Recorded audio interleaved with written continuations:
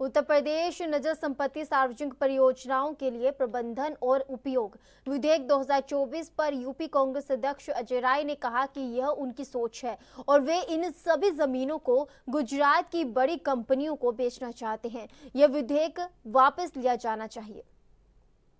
देखिए, नजूल की भूमि मैं समझता हूं कि ये एक ऐसी जगह रहती थी जिसका सार्वजनिक कार्य के लिए उपयोग या किसी समाज हित के लिए उपयोग किया जाता था।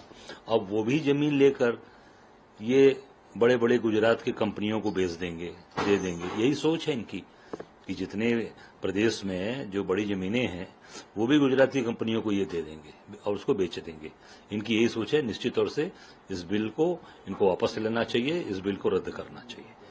ये हम सबकी मांग है।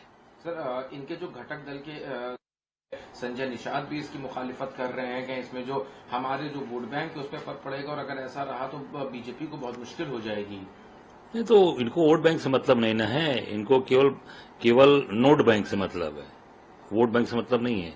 नोट बैंक, नोट कहां से आएगा उस पर काम कर रहे हैं और पूरी तरीके से गुजराती कंपनियों को देने की ये तैयारी है कि सारे नजूल की भूमि लेकर उनको दे दिया जाए और सभी इंपॉर्टेंट जगह पर, शहर के सभी महत्वपूर्ण जगह पर ये हमारी ये जमीनें हैं, ये निश्चित तौर से बिल को निरस्त करना चाहिए, वापस लेना चाहिए। सर, एक सवाल और है। इसके बाद कल जिस तरह से जो सीएम ने प्रतिष्ठा और नौकरी की बात कही, उसके बाद अखिलेश यादव ने कहा कि दिल्ली का गुस्सा यहाँ क्यों उतार रहे हैं, क्योंकि उनके जो भाषण है उसमें जो भाषा शैली उन्होंने कहा कि मैं प्रतिष्ठा के लिए तो मठ में मैं नौकरी करने नहीं आया हूँ। नहीं, काम करने के लिए आए हैं, काम करना चाहिए। अब काम करने का मतलब ये नहीं होता है कि आप केवल और केवल बड़ी बड़ी बातें हों। जमीन पर काम, रोजगार पे बात नहीं हुई, महंगाई पर बात नहीं हुई, बेरोजगारी पर बात नहीं हुई, शिक्षा पर बात नहीं हुई, स्वास्थ्य पे बात नहीं हो रही है।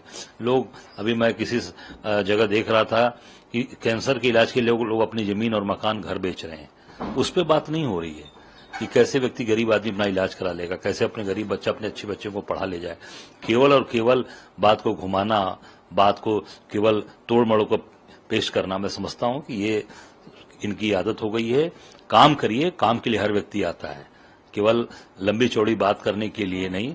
ये निश्चित तौर से जनता समझ चुकी है आपकी असलियत और 24 में बताया है, 27 में पूरी तरीके से बताने वाली है। सवाल और है, राहुल गांधी ने कि ईडी उनके लिए उनके फिर से रेड करने वाली है। उन्होंने कहा कि मैं खुले हाथों से उनका स्वागत करता हूं, उनको चाय पिलाऊंगा। नहीं, देखिए, ये सरकार पूरी तरीके से राहुल जी से घबरा गई है।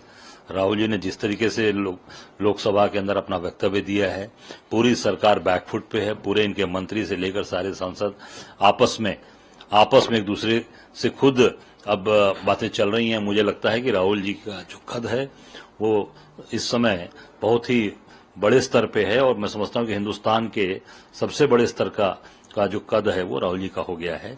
ये जो भी कार्रवाई कर रहे हैं वो निश्चित तौर से इनके खिलाफ जाने वाली है। राहुल जी का तो स्वभाव है कि कोई व्यक्ति, जैसे स्मृति ईरानी तमाम बातें उनको बोलती थी, उसके बाद भी उन्होंने कहा कि कोई भी हमारा कार्यकर्ता, नेता उनके बारे में कोई भी बात ना बोले। तो ईडी भेजेंगे, सीबीआई भेजेंगे।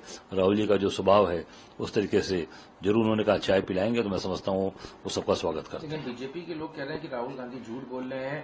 गिरिराज सिंह चौहान ने कहा कि वो सदन में तो झूठ बोलते ही हैं, अब सामने भी झूठ बोल रहे हैं। इस तरह की बात क्या की? राहुल गांधी जी सही बात बोलते हैं, सही पर अड़े रहते हैं। राहुल गांधी का स्वभाव है डटकर लड़ना, डटकर सामना करना।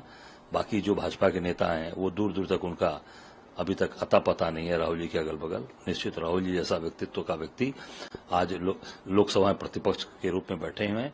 हम सब लोग निश्चित